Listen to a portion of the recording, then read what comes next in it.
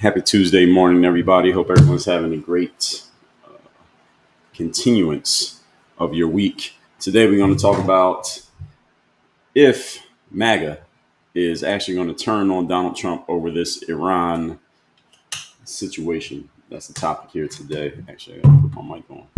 As y'all are checking in, shout yourselves out. Tell me where you're checking in from. Tell me your locations as you are checking in. Everybody, tell me where you are checking in from. If you're on TikTok, like the live, like the damn live.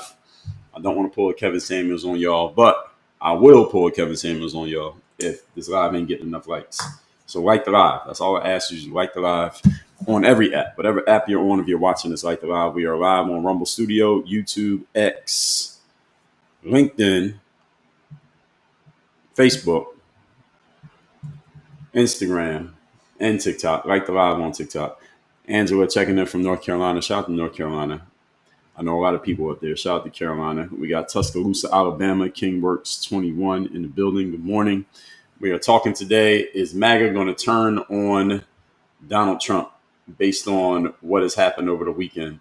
Nikki, good morning. Newburgh, New York. Carol Ann Collins, good morning. S&W Farms. NY, just a farmer. All right, shout out to the farmers out there.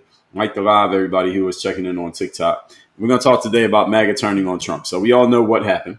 We talked about this yesterday extensively. And by the way, TikTok disclaimer, and I'm not talking to people on TikTok. I'm talking to TikTok's algorithm that's listening to my live. All I'm sharing here today is a perspective. I'm not sharing any specific opinions. I don't lean one way or another in terms of this conflict. Now, I got to give this disclaimer, folks, because I read that on TikTok that they don't want you leaning one way or another when it comes to international conflicts or offering strong opinions one side or another. They'll kick you off or ban you or give you a restriction if you do that. So TikTok, this is my disclaimer. I'm just offering a perspective. I'm trying to look at both sides of this objectively. I don't have a dog in this race, TikTok, so don't restrict me, don't ban me, don't kick me off for the 13th time in the last less than a year. So, all right, TikTok, don't kick me off. Let me talk. So overnight, President Trump we know he ordered this coordinated strike overnight being the weekend on Iran's 3 fortified facilities. There were Fordo, Natanz, and Isfahan. And he declared that these sites were totally and completely obliterated. This was backed by the Israeli intelligence and carried out with precision stealth bombers and bunker-busting missiles. By the way, people got to give credit to, I guess, since people want to attack Pete Hegseth when they thought things weren't going well in the defense sector of the government. Well, they pulled this one off and nobody knew about it, and there were no leaks. So they pulled this one off well. So I guess you can give him credit for that, even though it's technically what he's supposed to do. But if you trash them based on some small stuff that people knew about before, then you got to give him credit this way if we're going to be balanced. But anyway, the most surprising fallout of all of this, because of course we had the instantly reignited global tensions, the most surprising fallout was not from Iran. It was actually coming from inside of the United States, because of course you got all the people on the political left, the Democrats, who no matter what Donald Trump does, they're going to find something to be wrong with it. If Donald Trump eats breakfast they're going to find something to criticize about him. We already know this is going to happen, so we don't even need to talk about that much. But we will talk about it sometimes because it's useful content. But there are people on the political right, on the MAGA side, who had an issue with what Donald Trump did. And it seemed like MAGA was going to splinter over this whole situation. It's still pretty early to know whether that's actually going to happen. But what is happening right now is that some people who have declared themselves on the MAGA side, who are supporters of the political right, people who have even been supporters of Donald Trump and just supporters of the concept and the movement of MAGA, have had a problem with what happened. And good morning. Good morning. You coming in here? They've had a problem with what happened because they're like, you have a problem? Is that, are we going to do this again? Yeah. All right, let me see. Is this paper towel wet? Yeah. Okay. All right, it's wet enough. All right, so we're going to work on this again today? Yeah. Okay. So my son has interrupted. Now, son, I'm just starting an introduction to my live stream here today.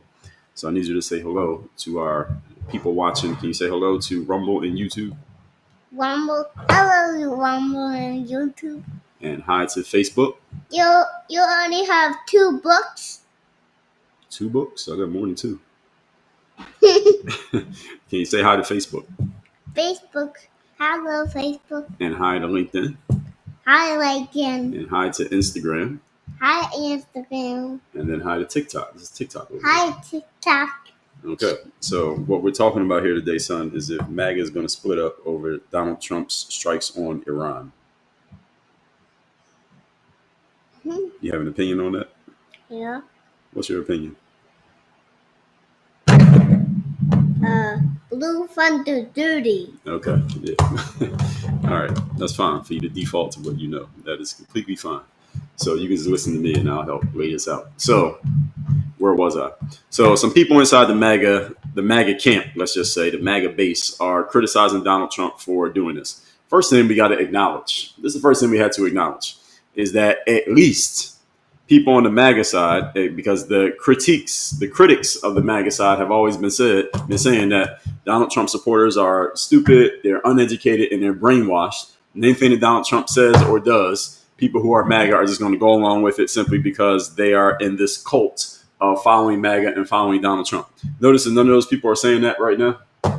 Nobody's saying that right now because what they're doing is just moving the goalposts. Anytime they want to criticize the guy, they just move the goalposts. People said that people just go along. If you're MAGA, you just go along with anything Donald Trump says. Now, look, you got Tucker Carlson, you have Steve Bannon, you got a bunch of people on the political right who have clearly been on the political right for a long time, coming out and criticizing not only the move by Donald Trump, but criticizing Donald Trump himself and saying, hey, you said this, but now you're doing this, or you're getting us into this. And it's like WMDs. Wait, son, don't do that because it makes too much noise for the listeners, okay?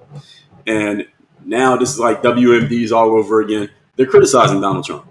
But I thought this is what people who are MAGA not willing to do or not able to do or not intelligent or independent thinking enough to do. Why is nobody saying that now?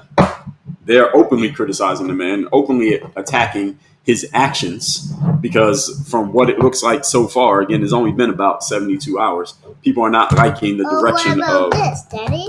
What? This. Okay, can I finish cleaning up the wheels? But I need you to stop doing this on the table because it makes too much noise. Okay, you do that in your lap. Don't put it on the table. It makes too much noise. Okay, so key figures in the MAGA movement. Again, Tucker Carlson, Charlie Kirk as well, who has been he was very instrumental in helping getting Trump reelected. They're now publicly calling this move a betrayal of Donald Trump's America First, his America First mandate. His promise was America First. I mentioned this yesterday. He always said we want to focus on us. We're not getting into any new conflicts. We're not jumping into anybody else's business. Now, again, this does not necessarily mean that we are jumping into something, because Iran has been declared by America as an enemy for damn near 50 years. So this goes back to before I was alive. People saying, hey, Iran is an issue. And even though Iran can't directly attack the United States because they don't have the resources to do that, they can fund others who do it directly attack us. So some people say, or actually, I think people generally agree that what happened on October 7th, 2022, that was 22, right? I keep getting the years mixed up. October 7th, was that 23 or 22? Whatever year that was. October 7th, that group called Hamas was funded by Iran. I think people generally agree that that's true. And that other groups that are known for terrorism have been funded by Iran, even though it's not Iran directly doing it. Because again, when you're the size of Iran compared to the size of a country like America, or comparing their firepower to our firepower, they can't do a direct attack because they wouldn't win. But they can do other things that go against. It was 23. Okay, so some say 22, some say 23. October 7th, we know what we're talking about here. And the thing is, Iran has been engaged, and the United States has been clearly saying, we got an issue with this country, and been trying to neutralize this country and keep them from becoming more powerful and having these weapons that Bibi Netanyahu, as we talked about last week, he keeps saying over and over again, they're a few months away or they're 90 days away from having enough material to have this bomb. He's been saying this for 30 years. Everybody knows that. I was listening to Megyn Kelly earlier this morning, and she said, I've been in media for 20 years, and he's been saying this the entire time.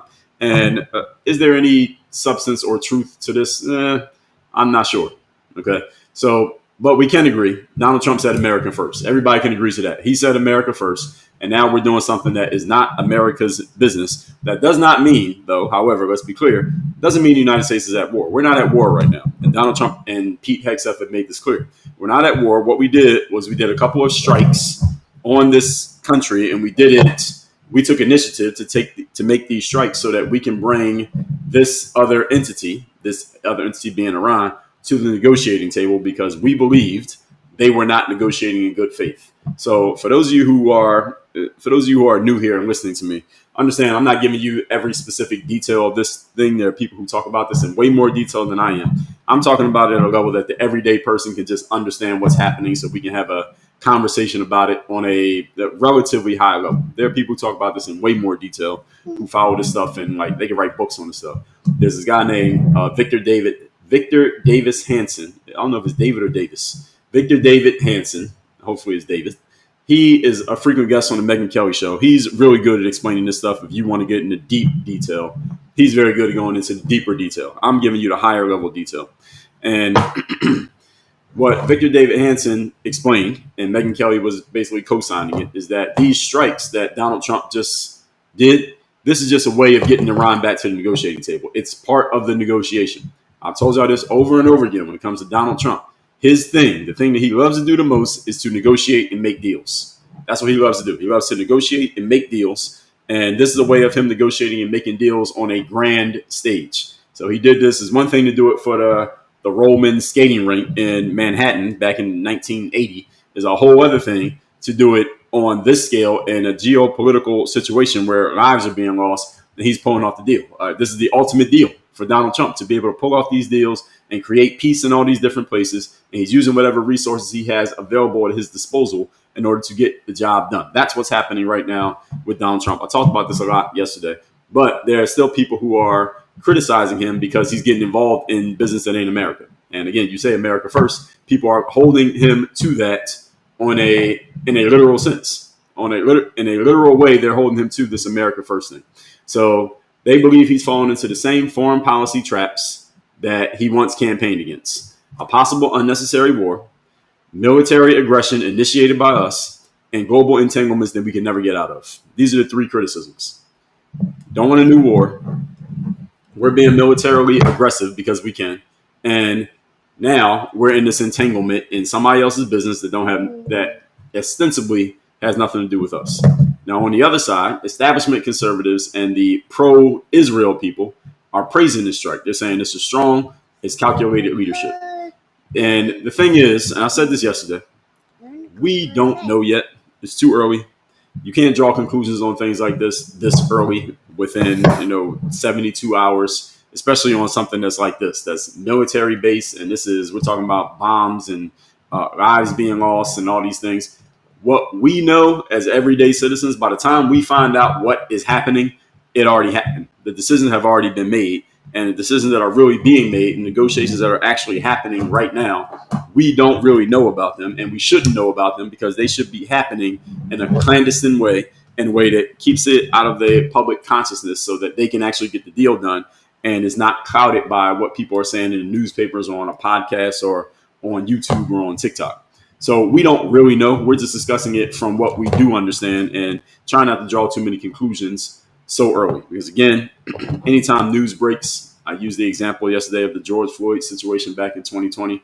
Anytime news breaks and you hear the snippet of the news, understand you're only getting about 10% of the story. The rest of the story didn't even come out yet, but everybody has to jump on their social medias and their live streams and offer an opinion before we have all the information.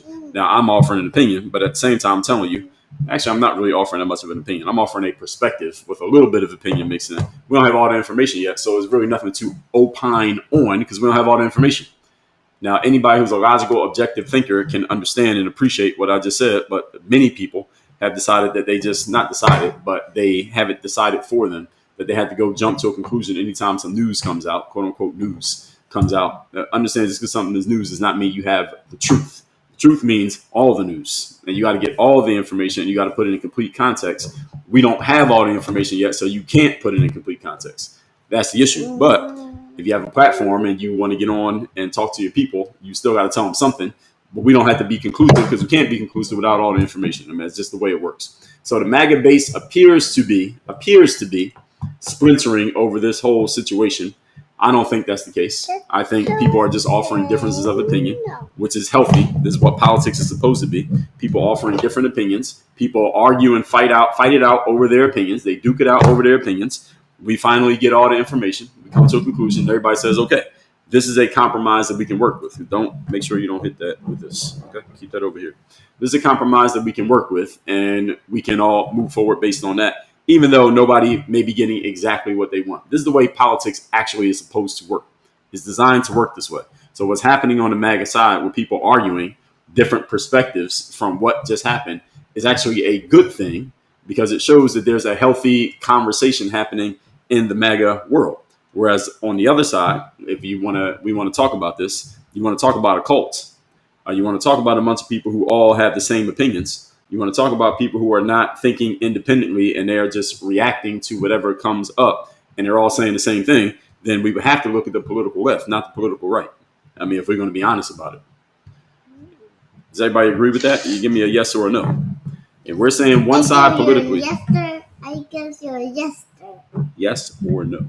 Yes. Yes? Okay. So my son agrees with me.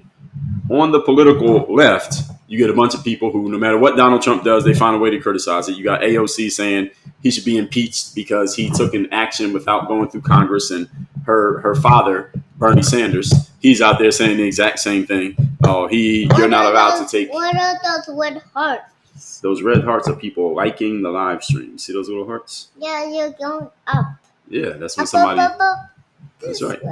That's when somebody likes the live stream to get those hearts. Now, right now, we have 14,000 of those, and we need more. Can you tell people to like the live? Yeah. Say it. Oh, we need an orange heart. Yeah, we want. Can you say like the live? The like. Like the live. Like the live. Yes, like the live. So we got 15,000. We need to get up to about 20. Right now, we're at 15.9. You see that number going up right there? That's people liking the live. You see those little hearts? Mm-hmm. That's people liking the live, so then the number can go up. So we want to get it up to about 20 while I'm talking Okay, I'll continue. Bernie Sanders and AOC both saying, well, you can't do that without going through Congress. Oh, really? Do y'all know how many times Barack Obama announced that, hey, personally said by me, but based on my word and my call, we went and did this strike. We went and did that strike. We went and did a third strike. Barack Obama did this a whole bunch of times. Way more than Donald Trump did. And nobody had a problem with it then. I didn't hear anybody making these calls for impeachment of Barack Obama. Did Barack Obama get impeached? He had 8 years. He didn't get impeached. Why not? Because he didn't have people who were just saying, all right, we're just going to sensationally attack every single thing that he does. They did attack everything he did, but they attacked everything he did politically. They did it within the realms of the game. All right, this is the political game. We're going to play the political game against Barack Obama. What people are doing with Donald Trump, they're playing more of a personal game. And that's what the political left is doing right now. So if you want to talk about a group being in a cult, you want to talk about people who are not thinking for themselves, you want to talk about people who are just reacting basically the same way no matter what happens, then you can't talk about the people on the MAGA side. You got to talk about people on the left. They're the ones who are actually embodying the very thing that they're accusing the Trump fans of doing. And that's my objective opinion. I'm not MAGA, I'm not Republican, I'm not Democrat, I have no political affiliation. I never received $1 for any political party. from any political party. And if I have, please tell me where they sent the money because I didn't get it. So I'm telling you objectively, if there's one side politically that is brainwashed and acting like a cult, it has to be the left. It's not the right. So anyway, moving on. Donald Trump has proven, and I think we already knew this. Where? Which one? Okay, I got to do one at a time. Donald Trump has proven that he's not afraid to take decisive action and assert American dominance all over the world stage. Now, just yesterday, I was talking about this, how Donald Trump said America first. Why are we getting into other people's business? Well, the reality of the situation is that there are no simple answers to this question because America has a whole bunch of entanglements with other countries that we can't just jump out of, even if Donald Trump wanted us to. We can't just jump out of all of them because we have relationships with some of these people, and in some places, such as Israel, such as many other countries, we have relationships there. You see the buttons moving? See the what movie? You see the buttons moving this way and this way? Yeah, those are people's comments moving, and then when new comments come in and the old comments get pushed out. So many comments, we can't see them all. So we only see a few at a time. Yeah. And you see the little hearts? All right, so we're at 22,000 likes, so we want more. Can you tell people to like the live? Like the live. Yeah, so now we're at 22,000. We want to get up to 25,000 now. Thank you for the goats and the hearts and the gifts those of you have been given. So let's continue. We can't just jump out of getting involved in other countries' businesses because we already were involved in other countries' businesses. And by the way, this is not all Donald Trump's doing. The United States has had foreign affairs and issues with other foreign countries for decades. All right, going back to as far as I can remember, we've always been involved in other countries' issues. So Donald Trump can't just unilaterally get us out of everything in 4 years. There's not enough time for us to do that. We are entrenched and entangled in so many other ways in terms of the money that we're sending to other countries, resources we may get from those countries. We have bases there. We have what's the word for the thing? The place where people can go when you are in that country. I forget the name of it. The word is escaping me. But we have bases in those countries. We have bureaus in those countries. We have people who live in those countries, American citizens who are visiting these countries, and they send people our way as well. So we have relationships, and we can't just jump out of those just because. Yes, embassy. Yes, that's the word. The embassy. So we have embassies in all these places. We can't just jump out of them. And those are government places. And those are people who represent our country. We can't just jump out and say, all right, we're not going to do anything with you. We're not going to talk to you at all because America first. America first is directional. It's not literal. And that's what the people who are criticizing Donald Trump saying, well, you said America first. They're taking the literal interpretation of America first and they're trying to use it against him the same way that people tried to use it against him when Donald Trump said build a wall during his first administration. Build a wall does not mean literally we're going to have the Great Wall of China and between us and every other country. That's not what it meant. Build a wall meant that we are going to enforce our borders. We're going to strengthen our borders. We're going to enforce our rules, and we're not going to let people just walk across and come into our country without proper documentation. Build a wall was a metaphor. It was a metaphorical directional point.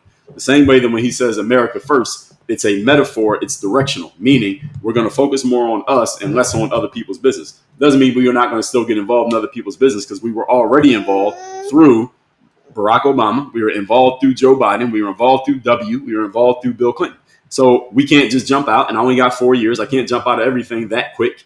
And we don't want to jump out of everything that quick because we literally have businesses in these places. We're not going to jump out completely, but we're going to focus more on what's happening domestically and what's happening here in this country. So that's what America first means. So when people are using the literal interpretation against him in order to attack him, part of it is people just not being able to think. But I don't think people like Tucker Carlson or Steve Bannon or Charlie Kirk are unable to think. I think they are actually pretty good thinking individuals, even if I don't always agree with them. What I believe is that when people get mad about a thing and they want to criticize a thing, they will pick anything that they can use in a literal interpretation against you to try to make your position look bad. This is just normal politics. This is just how it works. And social media allows all of us to be involved in politics. So anyone can come out and say, if I disagreed with what Trump was doing, I could say, well, he said America first. So why are you doing this? Because you said America first. This ain't America first. That's Israel. That's Iran. That ain't America.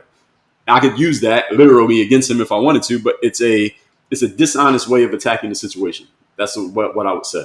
It's a dishonest attack of the situation because, again, we already are engaged. So many MAGA influencers, we already mentioned them, Carlson, Kirk, They say this violates the promise of no more foreign wars. I disagree with that. That's wrong. I disagree with both of them on that. This does not violate that policy because, again, we are not at war yet. What this was a preemptive, that's the word that was escaping me earlier as well, a preemptive strike against Iran as a way of just letting them know. It was a warning shot, letting them know, hey, we can do this and we can do it again if y'all don't come to the table and talk the way we want you to come to the table and talk. And because we have the power, we believe the bet that we're placing, we as America is placing right now, is that we can force Iran's hand and force them to the negotiating table, even though right now they don't seem to be wanting to come to the table or they don't want to come to the table in good faith. So let's just fire a warning shot across the bow of their camp and let them know, hey, you have our attention. So you either come to the table or we're going to do more of this. And in the long run, Iran can't allow America to keep hitting them like this because Iran will. It's not going to work. Let's just put it that way. I don't want to go too far. It's TikTok's listening. TikTok, keep me on here. Thank you for putting me on. I was on the For You page this morning. Put FYP if some of you found me on the For You page this morning. So I want to stay in TikTok's good graces. So I'm being careful of what I say on some points here. Can we get to 30,000 likes here, folks? Actually, 35. Can we get to 35,000 likes here, please, this morning? All right, so they got me on the For You page on TikTok. So we got to be careful. Those of you don't know, you can't say just anything you want on TikTok. Those of you thought you could, you cannot. All right, it is free speech, but at the same time, it's free with an asterisk. So there are no U.S. ground troops involved. So what the U.S. used for this strike, I think most of you can surmise this. We use airplanes because Iran is across an ocean. We didn't walk over there. We didn't march over there. We used airplanes, and they were able to do this strike at what time was it? I think it was 2 a.m. Iran time when these strikes actually happened, and it took out a whole bunch of people with some power and some knowledge. So look at that. We cleaned them up a lot. Yeah. Can we do some more? No, because it's already cleaned off. Okay, so we're done? Yeah. Okay, great. Hey, it did come off, but I don't think it's going to come back. I think it is going to come back, but we'll see. Okay. Okay. You want to leave now? Yeah. Okay, son, put this in the trash. And if you come back and you need to clean it again, bring a new paper towel that's wet. Make sure it's more wet. That one was a little bit too dry. Close the door. Close the door. Thank you. Okay. Continuing. We didn't send troops. We sent airplanes. There was no bloodshed on our side in this situation. So it was tightly executed and it was supported by Israel. So America was able to pull it off. So this is not a war because wars have casualties. All right? If America goes to war, we're going to be losing soldiers and we got to send soldiers. They got to put boots on the ground in another country and we're going to lose bodies. None of that has happened yet. So this is not a war yet. People are saying this is an act of war. And this is what Bernie Sanders and AOC are trying to say. Well, this is an act of war. You didn't go through Congress. And why do they care so much about going through Congress? Because that's when they get a say. The reason why Bernie Sanders and AOC are chirping about going through Congress is because if Donald Trump went through Congress, then that means Bernie Sanders and AOC get to get on their soapboxes and say what they want to say, and everybody has to pay attention to them. This is the whole game of political theater, folks. Is this really about, you got to get congressional approval before you do a thing? Not really, because if they really had a problem with what he did, you know what they would have said? He shouldn't have did it. They would have said what he did was wrong, what he did was bad. Notice that Bernie Sanders didn't say that. Notice that AOC didn't say that. All they said was they don't like how he went about doing it. They didn't say what he did they disagreed, but they just didn't like how he went about it. Now, they might disagree with it, but that's not what they focused on. And the whole thing is this is the derangement that they have on the political left, is that their whole thing is just criticize him one way or another, no matter what he does. You want to talk about a cult, that's the cult right there. But anyway, I've already mentioned that. Critics say the airstrikes will count as war, and they accuse Trump of doing exactly what Bush and Obama did. So they say the airstrikes still count as war. I say no, it doesn't.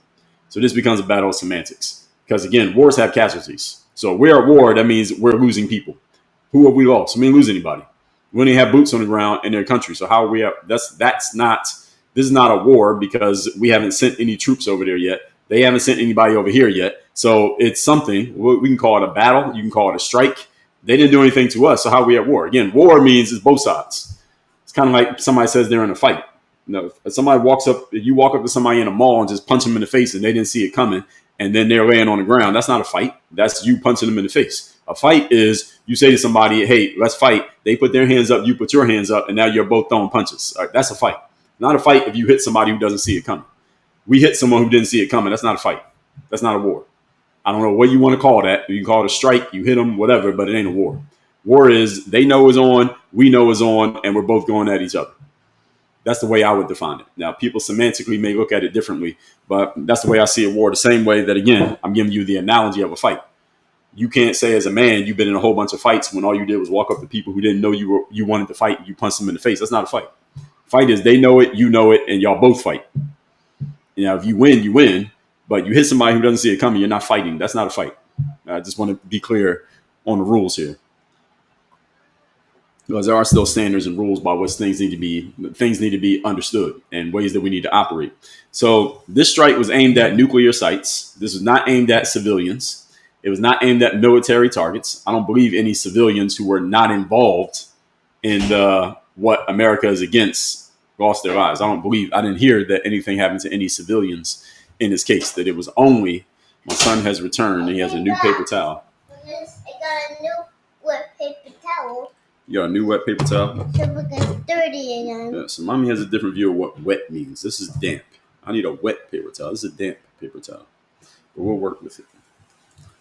Okay. So what happened? Why'd you come back? Because this thingy is dirty. This is dirty again? Yeah. How did it get dirty again so fast? Because it came back, Daddy.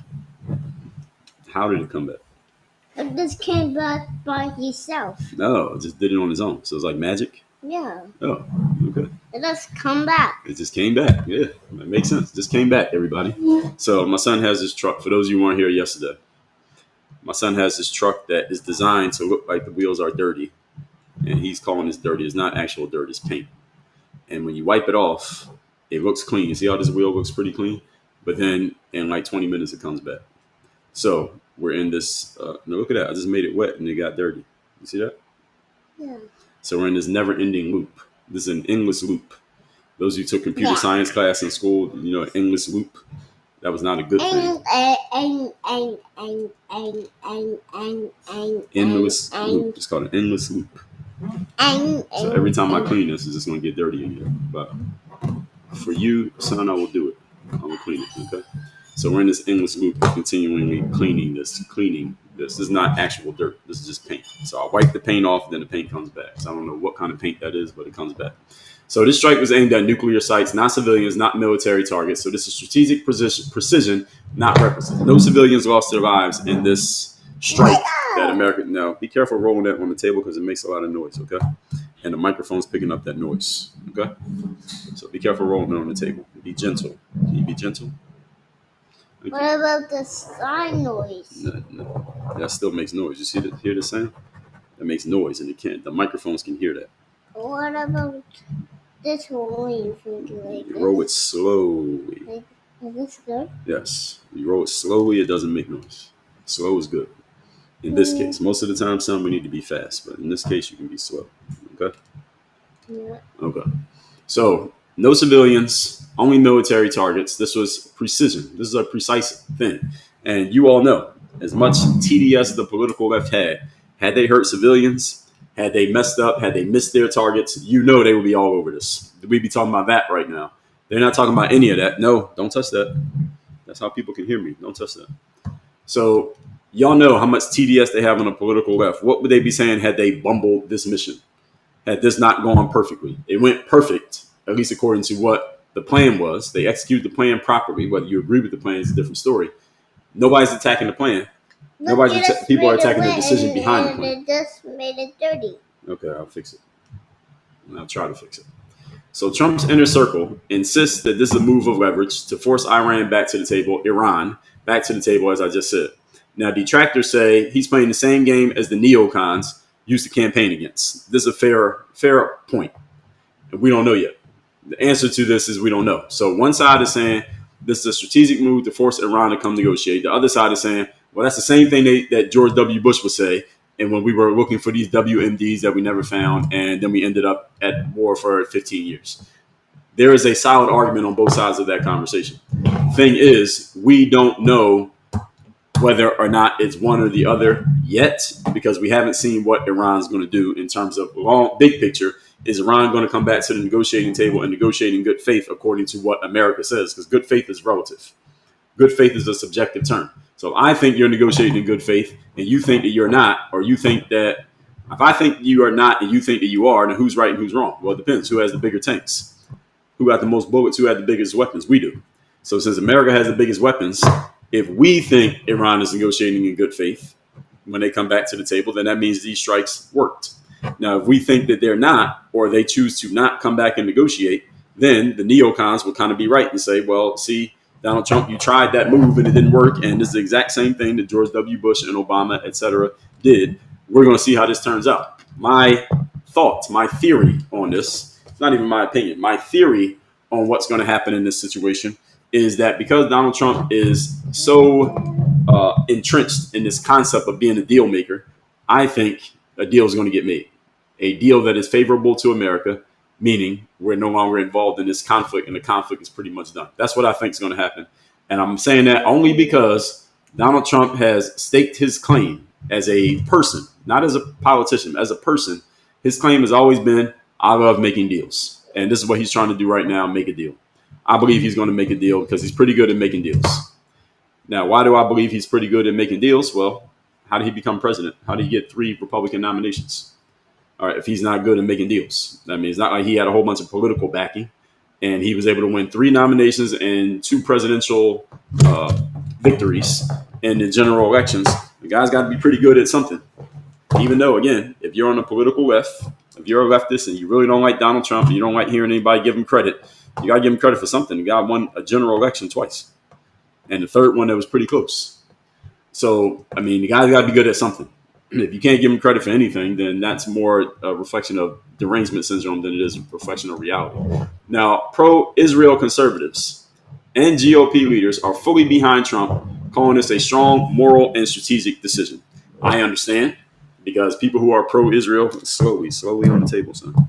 People who are pro-Israel and Israel itself, it seems, those of you who follow what happens in Israel more than I do and have been following it for longer, it seems Bibi Netanyahu and the people in Israel feel as if they need America's support in order to be stable in who they are and where they are. It seems that way because Bibi Netanyahu has appeared in front of American politicians multiple times over the last 30 years saying, we really need America's support in this situation. Now, that's almost like him directly admitting it, some would say, but you got to be careful because in politics, people will say stuff that sound good, but that's not actually what they mean. So I think it looks like Bibi Netanyahu and Israel really believe that they need America's support. That they need America's support. And there's a lot of people who are tied to Israel emotionally or actually physically or genetically tied to Israel who live here in the United States of America. And they have a lot to say and they have a lot of power. I think that one we can all agree with. That one is one we can agree on. So pro-Israel people, conservatives in America, and GOP leaders, they're behind Trump. Morally, they think this is the right thing to do. And of course they do. I mean, what the hell else are they going to think? Now, the original MAGA crowd, again, the original MAGAs from 2015, they are split because some say he's being pulled into the deep state that he promised to fight. And they say the deep state are the ones who are with this military industrial complex going to as many wars as possible. Just keep fighting. Let's just figure out ways to get into wars because there's money that gets made in these wars. So any of you wants to understand what the military industrial complex is, it's anytime we go to war and we're using tanks and bombs and planes and troops, etc., a lot of money needs to be spent in order to create the materials, the tanks, the planes, the bullets, everything that we use to go to war. There's a whole bunch of money that gets spent by the government, and the government can print money, by the way, remember, and made by people who are involved in those industries. So people who work in the defense industry make a whole lot of money whenever we go to war. Whenever we start firing off in other countries, a whole lot of money gets made by those people. And that's what they're talking about by the military industrial complex. They are basically incentivized to push America to go into conflict because the more conflict we're in, the more stuff we need and the more money gets made by those people. And again, it's being paid by the government who has unlimited money when it comes to conflict. This is one of the criticisms that people who are focused on what's happening at home had. They say, well, wait a minute. All this money that went to this country, they could have gave reparations to black people. All this money is going over here. They could have solved all the homelessness and food shortage issues here in the United States of America. All this money that's going to that country and to this conflict over here, We could have solved all these problems. We could give teachers a raise, and every teacher can earn 6 figures a year. But we're taking that money, and all of a sudden, we never run out of money when it's time for a conflict. But we run out of money when it's time to feed the homeless. We run out of money when it's time to house people. We run out of money when it's time to give food to kids who want lunch at school. We run out of money when it comes to paying back black people for what many black people feel like they're owed based on the slavery. How we run out of money for all those things, but we never run out of money to go to war.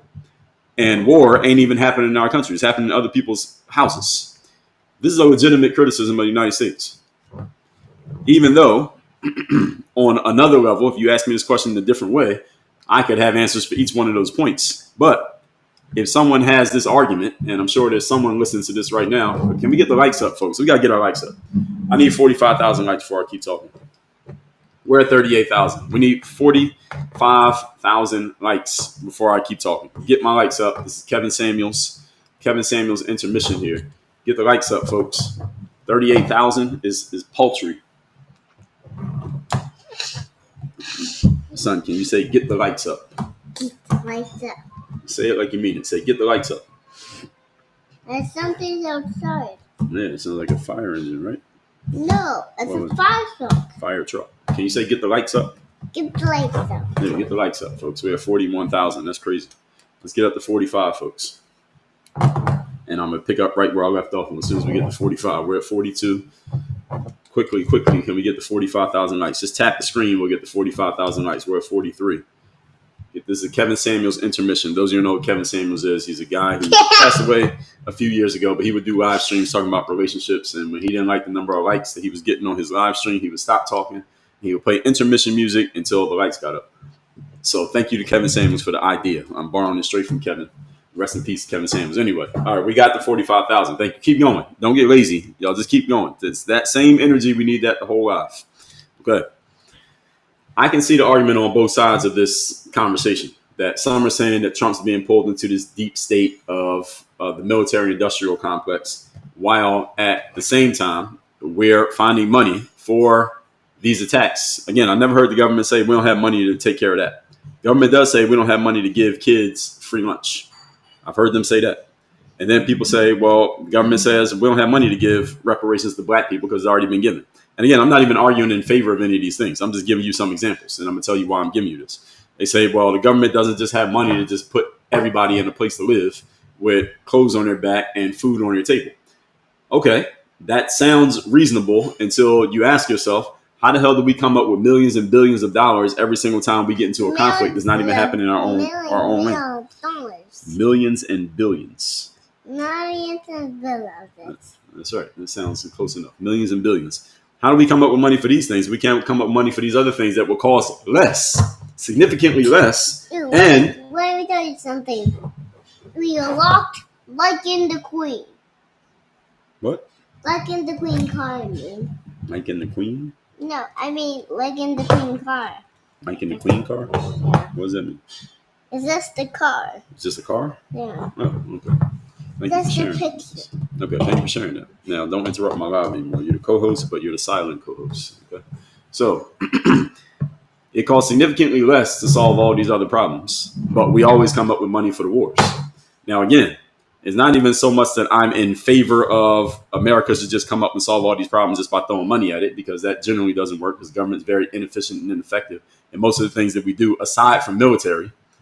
But that is a legitimate argument, and people who make that argument, there is a legitimate space for that position. There's a legitimate argument for that. So we got a bunch of homeless people living in America, and we can't put them in a house, but we can come up with a couple $1 billion to go to war on somebody else's land. That doesn't add up. That doesn't add up. And I can understand that. If I'm a social worker and I'm dealing with those people every day and I see how they're living, I can very much understand how a social worker gets very frustrated seeing what we do when it comes to defense spending. Yet all these homeless people walking around. Again, how much would it cost to put a homeless person in the house for a year? How much does it cost to get one of those planes and tanks over to Iran for a fight? Legitimate question. But Trump shifted the entire news cycle back in his favor. I said this already. This is what Trump is an expert at. He gets the news cycle to go wherever he wants it to go. Everybody's talking about this now. away from any domestic distractions and back to global leadership. So whatever was going on domestically that people might have been trying to attack Trump for, nobody cares anymore. Nobody's talking about it anymore. Bernie Sanders, it looks like Bernie Sanders is still on tour. He's still doing this Fight the Oligarchy tour. Bernie Sanders is doing a whole lot of fighting and a whole lot of losing because he has not done anything successful to dent the oligarchy in 30 years. But he's still on tour, but nobody's talking about him or anything he's talking about anymore because everybody's focused on this. Even he's focused on it. He's supposed to be talking about fighting the oligarchy. What does this have to do with the oligarchy? Nothing last time I checked. But he got to talk about it because Donald Trump has hijacked the news cycle again. And the rift inside the movement is real. And this movement may be the beginning of a long ideological moment, a long ideological divide. I don't think so. But some people are being alarmist and making it seem like that's where this is going to go. I don't think that's where this is going to go. I think it sounds good to get all excited about it right now. I don't think that's what's going to happen. Let's get into the comments. Hertz Donut on YouTube said, the problem is Trump has been asking for concessions from Iran. He can't expect Iran to negotiate if Israel is constantly threatening the existence of Iran. Here, son, take this, throw it in the trash. When I come back, I'll get a new wet paper out. Yes, tell mommy it needs to be wet, not damp. That one's not wet enough. All right. That's what she said. Okay, yes. All right, let's see what we got going on. Okay, see you later. Let's see what's going on YouTube. I mean, not YouTube. This is Instagram. Crespo Realty. No, it wasn't Sanctuary. It was Embassy. Embassy was the word I was looking for. And Destination said, am I streaming on TikTok? Yes, I am. TikTok. My TikTok name is, what's my name on TikTok? I think it's Work on Your Game. So Destination. My name on TikTok is Work on Your Game. My name on Instagram is Dre Baldwin. YouTube is Dre All Day. I got a different name on every platform. You just look up my name, Dre Baldwin. I'm pretty easy to find. So someone said $11 a month to put homeless in a revamped hotel. 97% of funds go directly to family. Yeah, I mean, that's what I'm saying. It's a legitimate question. How do we always, I never heard the government say we can't afford to go to war because we ain't got no money. I never heard it. But the government will tell you now have money for every other problem, the domestic problems that are happening in America. And if we can print money to go to war, why can't we print money to just put people in a house? Why can't we print money to give people food? Why can't we print money to give reparations? We can print money for everything else. I mean, not everything else. We can print money for war. We never had a problem printing money for war, but we won't print money for other things. And again, I don't even support the idea of the government actually doing this because government is very inefficient and ineffective. They should privatize it and pay individual people who own private businesses who can do things effectively to solve this problem. That's what they should do with the money that they print, not try to handle it on their own. Because government has anything the government's handled on its own, they generally fumble the ball, such as housing, such as clothing, such as food, such as reparations, whatever else you want to bring up. The government has fumbled the ball on all of these things. If they privatize it or they offered it to private people who can solve the problem effectively, we'll just give y'all the money. That will solve the problem. I talked about this last week when we were talking about Job Corps. That Job Corps has like 14 core tenants, whatever they were. You find 14 private businesses who can solve each one of the 14 core tenants, take the same money the government was spending on Job Corps and give it to those 14 people to solve the problem. They would actually solve the problem and Job Corps would actually be good. If the government would stop thinking that the government can solve the problem and instead let's outsource to all these innovative and intelligent Americans that we have, all these citizens we have who can actually solve problems. We'll just take the money that we print, give it to them. They'll solve the problem. Everybody wins. We supported private business. The businesses are supporting the people who need the help. We spent the money in an efficient and effective way that we can show to the citizens, hey, this worked and everybody's happy. Why doesn't the government do this? Why do they not do this? Because the people who work in the government are attached to people who want to make some money off solving problems, even though they don't actually solve the problem. And all this entanglement is why this stuff doesn't happen. Entanglement. Shout out to Jada Pinkett. So let's get into this. King George said, bro, been doing press runs for a decade plus. Who are you talking about? Trump? Talking about Trump, he's been doing press runs for longer than that. We talking going back to the 90s and the 80s. He didn't just start in the 2000s. DPM Wolf said, I'm a MAGA voter here. I do not regret a thing. I trust President Trump. Fair enough. You should trust him. You should trust him. There's nothing wrong with anything he's done up to this point, as far as I'm concerned. It's too early to know what the outcome of all this is going to be. That's the point. And that's what I was saying yesterday. We don't know yet. DCJ said Iran isn't Iraq. I know it's not, but what about it? What are you saying? Plugged in said, y'all have to turn on Trump now. Who's y'all? I'm not on any side here. I don't know who you mean by y'all. The Book of Eli said, make your own platform and talk your own she. Well, I do have my own platform. That's why I'm on 7 different platforms right now. I'm on TikTok, but I'm also on a bunch of others. And Zach on YouTube said, privatization is a scam. Really? I don't think so, Zach. Wherever you work, somebody privatized that in some way or some form. Echo Chillin said, MAGA 47. Okay, fair enough. Shout out to MAGA. Plugged in said, Trump doesn't know what he's doing. But you better hope he knows what he's doing. He's the president. It's always interesting to me when people say this about the current president as if you could do anything about it. He's the president for 3 more years, so you should hope he knows what he's doing because you're subject to whatever he does. Live Free said, Dre, why do white people love violence? What does that even mean? I can't address that question as stated, but I will say something about violence. Violence is a good thing. Live Free. Violence is not a bad thing. Violence is a good thing. Why? Because violence is the bottom line of human communication. If humans cannot communicate verbally, then there's always the option of communicating physically. This is the reason why the United States just did airstrikes on Iran. We tried to communicate verbally. America decided, because we're the big boy in this conversation, we decided we don't like the way you're communicating verbally, so now we're going to take it to the physical realm. And because we can beat them in the physical realm, and they know we can beat them in the physical realm, the whole point is that we are trying to influence them into communicating verbally the way we want them to, because we didn't like what they were doing before.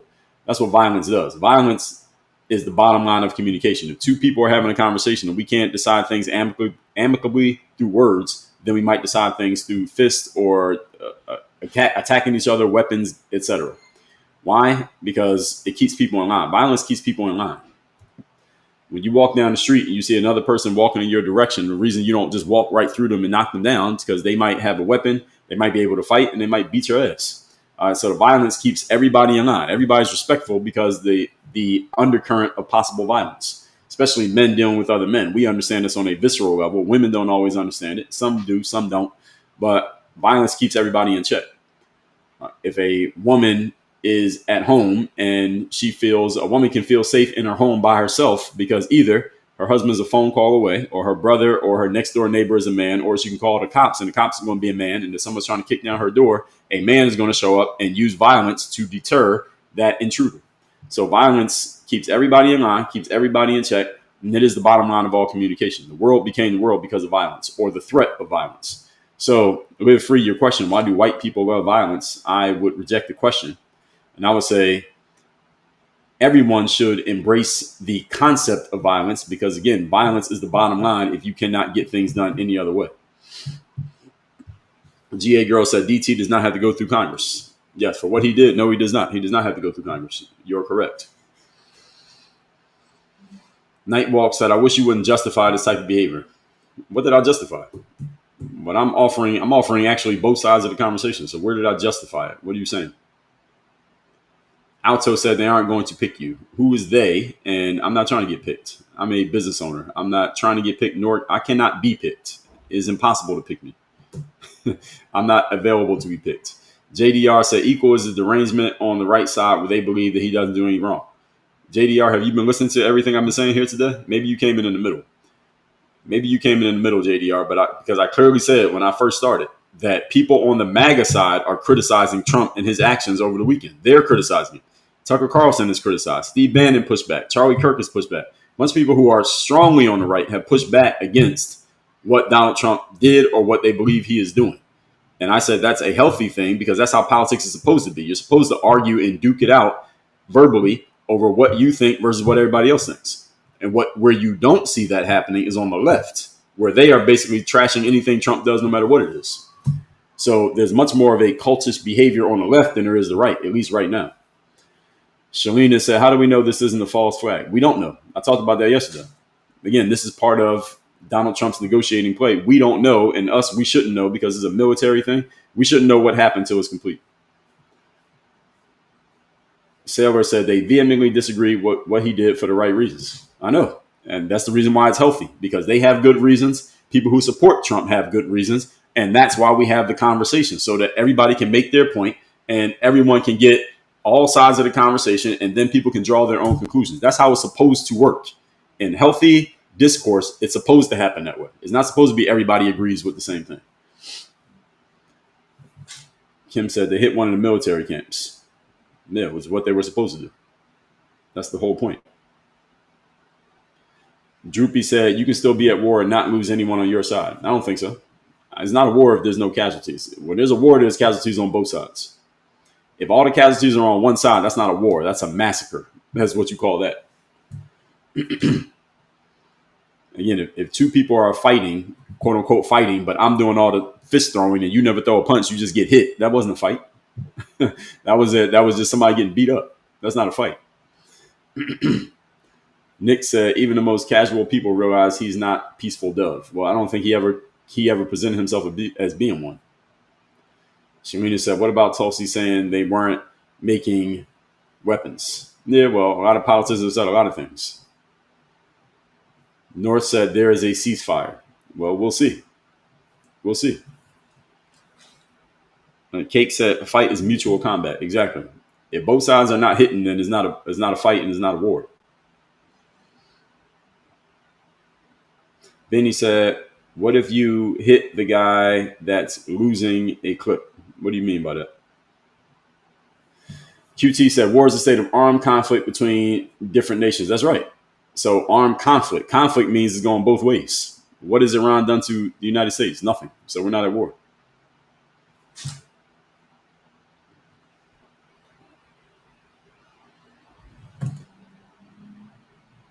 Laura said, is a targeted strike and is covered under the War Powers Act given to the president, not war. Exactly. Yes. This goes back to George W. Bush era right after 9/11. That is in Article 2 of the Constitution. So the president can do this unilaterally. They don't need to go get anybody's approval. And Bernie Sanders, be clear, everybody. Bernie Sanders and AOC, they know this. They know this. This is political theater. They make it seem like he did something wrong because what it does is stirs up their base, their voters, their supporters. So then when they go out and they say Trump is wrong, they can just point to the list of things they've already said that Trump did wrong, and it keeps their supporters excited. Why does that matter? Because keeping your supporters excited is one of the key things you must do in politics so that you can win elections and keep your job. That's all this is. This is all theater, folks. Don't get excited about this. Tango said, didn't he warn Iranian people to evacuate? Yes. Benny said, what if you hit the guy that's loading a clip? Well, if you hit him before he gets a chance to load it, that's not a war. If they can't shoot back, it's not a war. Benny, you post the same comment like 10 times. Don't spam my comments. Malls said, is the water activated color change? Yeah, exactly. So it's a endless loop is what we call it. Traditional say he likes sitting with daddy. I think he only sitting here because I'm helping him clean off his toy, and I think babysitter's not here yet. So I think mommy's getting a little bit annoyed with him. So he came in here to see how it worked over here.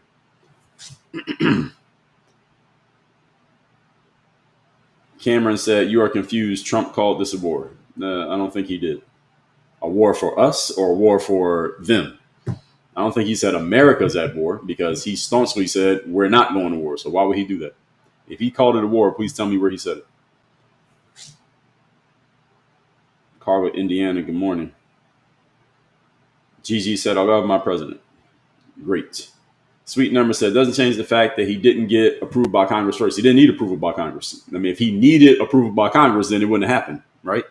He did it anyway without Congress, and it still happened. So obviously you don't need approval from Congress. Because if he needed it, then he couldn't have did it. But he did it anyway. So the real Antoine said he's good at lying. Y'all got to come with a better, attack of Trump than that. People have been saying this forever. Now, it's kind of old now to even say that. Tender Tut said they didn't want a black woman. Are you serious? Who's they? America? Because America didn't vote for Kamala. It wasn't they. It was all of the United States.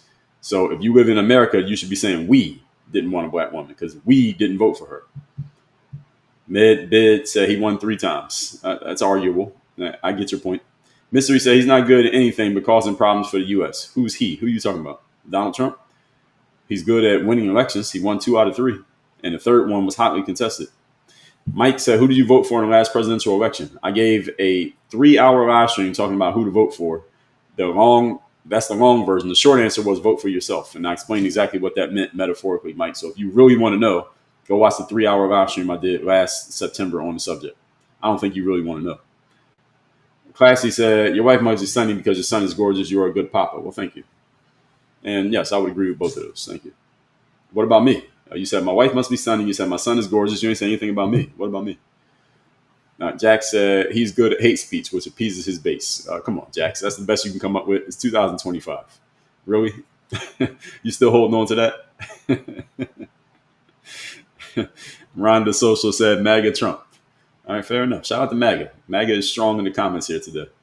Asking OG said, look at that boy, future point guard. Yeah, we'll see. We'll see.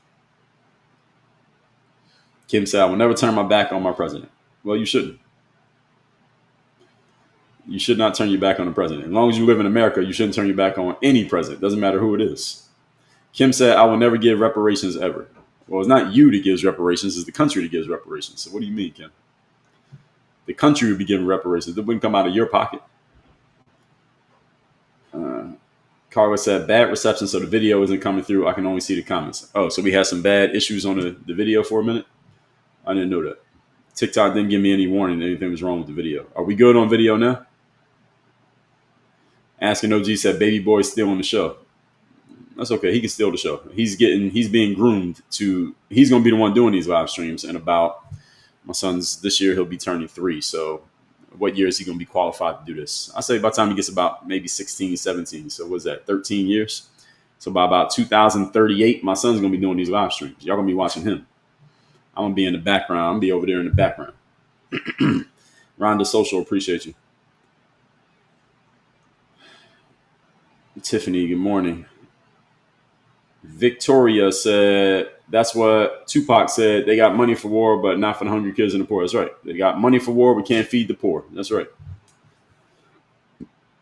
Monica said, please explain how Kamala spent $3 billion for a campaign and we did not bomb cities. Well, I can't explain how she spent $3 billion, but she spent a lot of money. That we do know. Whatever she spent, it was a lot of money. That we all can agree on. No money for, Medicare, all those things. All the things that Americans say that the average everyday person, a lot of people don't have access to. America can't find a way to come up with money for it, but anytime we go to war, we just magically come up with money. There is a legitimate criticism behind this reality. That is a truth. And no matter what sides you're on politically, we all can agree to that. That there's a bunch of homeless people in America. There's a bunch of people who don't know where their next meal is coming from. There's a bunch of people who can't afford health care. These are all true. And America doesn't come up with money for it. But when we go to war, everybody comes up with money. All of a sudden, we got plenty of money. I've never heard America say we don't have money to fight this war. That is a serious criticism of the United States of America. And it's a legitimate one.